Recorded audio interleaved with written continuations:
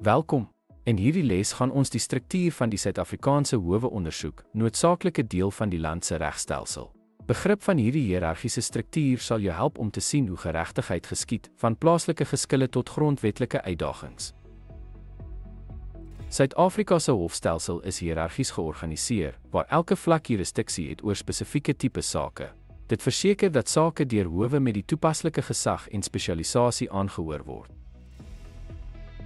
Die konstitusionele hof staan aan die spits van die Suid-Afrikaanse regbank en dien as die hoogste hof vir grondwetlike sake.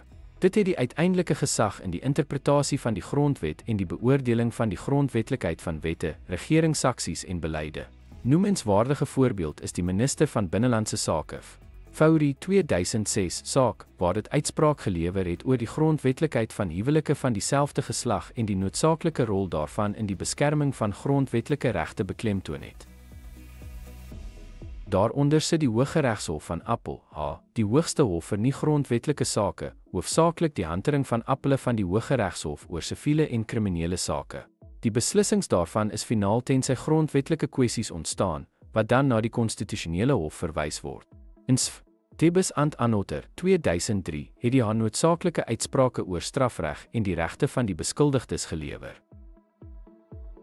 Die Hooggeregshof, verdeel in provinsiale afdelings, het algemene jurisdiksie oor 'n wye reeks siviele, kriminele en administratiewe sake en dien as 'n appelhof vir laer howe soos die Landdroshowe. Die Hooggeregshof se beslissing in Minister of Health, Treatment Action Campaign 2002 het toegang tot vigsbehandeling aangespreek. Die Landdroshowe, verdeel in distrik en streekshowe, hanteer minder ernstige siviele en kriminele sake, met distrikshowe wat siviele eise tot 100.000 hanteer en streekshowe wat toesig hou oor meer ernstige misdade. Die Landdroshof se hantering van gesinsgeweldsake in Zondi 2018 beklemtoon die rol daarvan in die alledaagse geregtigheid.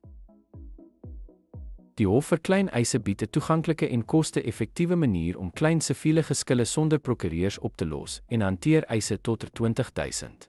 Huurder vir huurder geskil oor onbetaalde huur kan hier aangespreek word indien dit binne die limiet van 20.000 is.